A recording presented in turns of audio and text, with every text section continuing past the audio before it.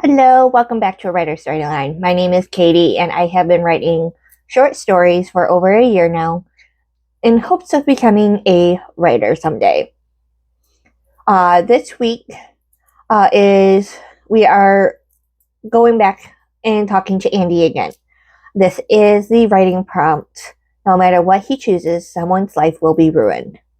I did have one, it should be posted already, called Crossroads Career Choices. And now this one is going to be called Crossroads Life and Death. I had initially wrote this as a single story, but halfway through, I read it through again and realized it was two separate stories and I was going in two separate different directions.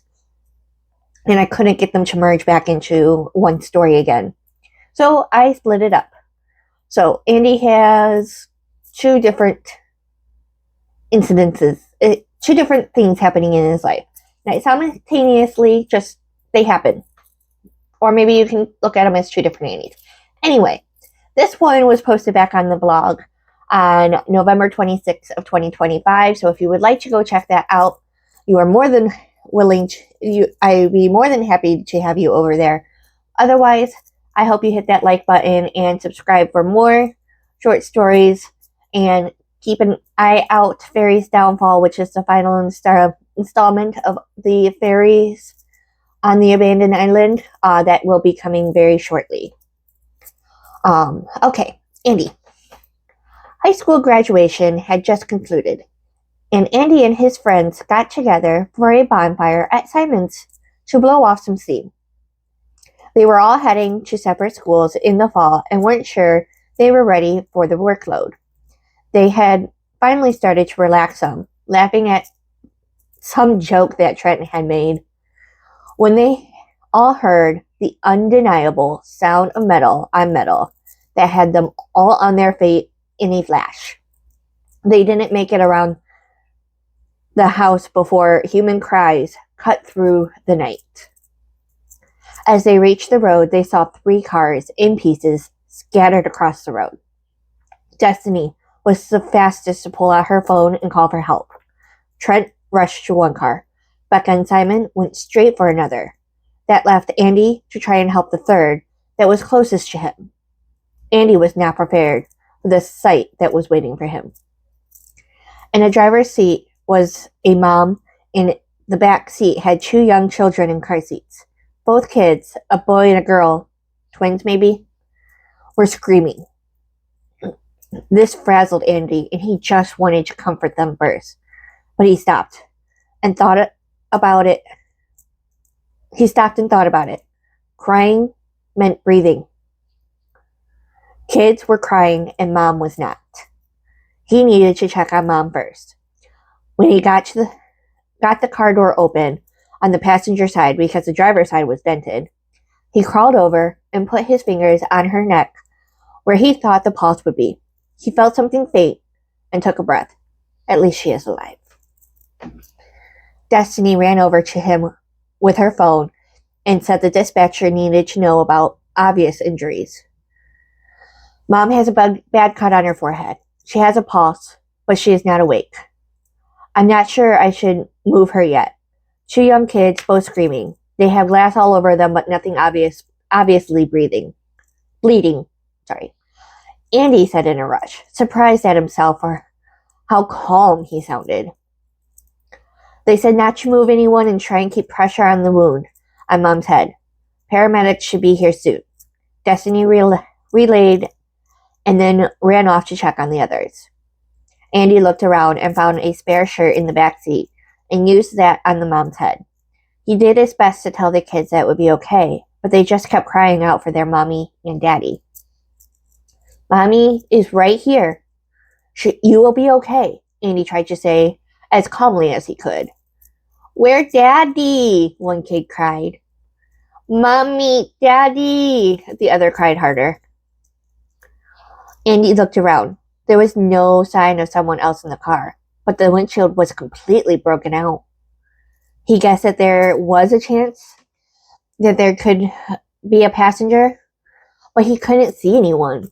Andy tried calling out to Destiny, but at that point, she was helping Trent and couldn't leave. Andy felt useless.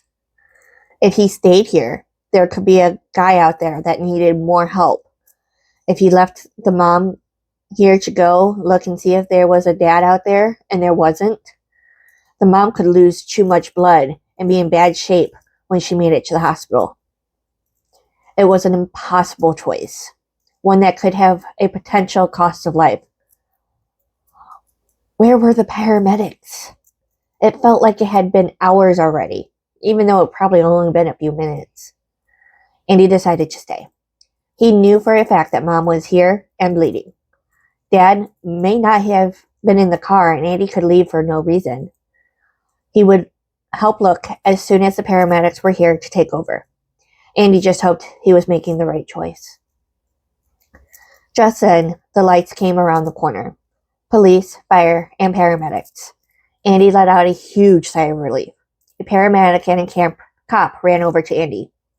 She relieved Andy right away, and Andy turned to the cop. The kids keep crying for Daddy too. We need to look around and make sure he's not here.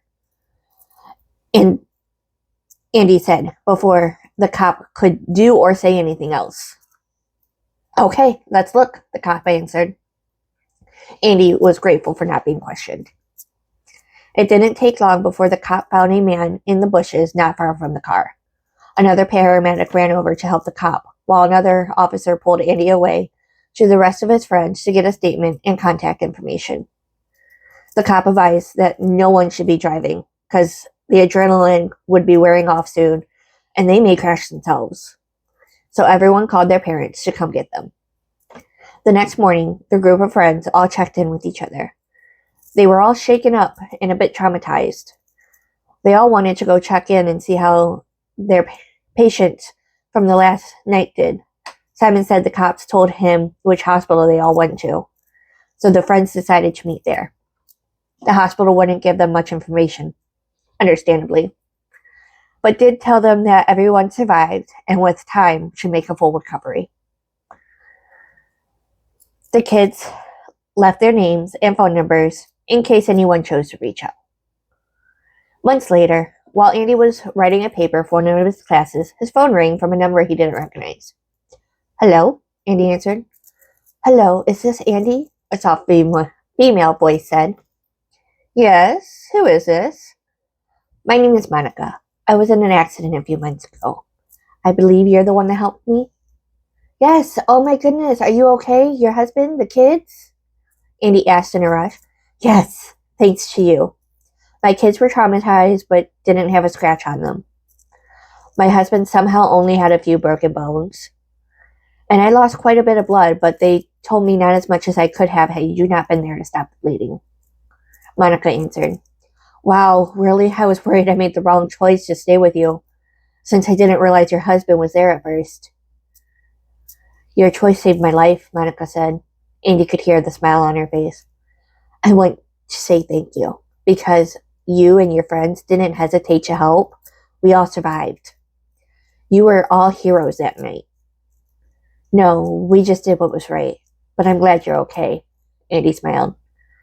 Andy and Monica talked for another hour, and at the end, Andy was invited to the twins' 4th birthday in June. Andy accepted and made a lifelong friend whose life had evidently been in his hands. Again, I am a sucker for a good, happy ending.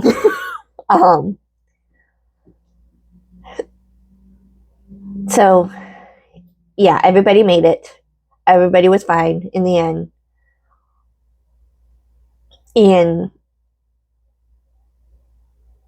it doesn't quite match the writing prompt because somebody should have come out worse, technically, according to the writing prompt, but I'm a sucker. What can I say? I like it, and I hope you do too. And join me again next week and to hear more of my original short stories. I will see you guys then. Bye.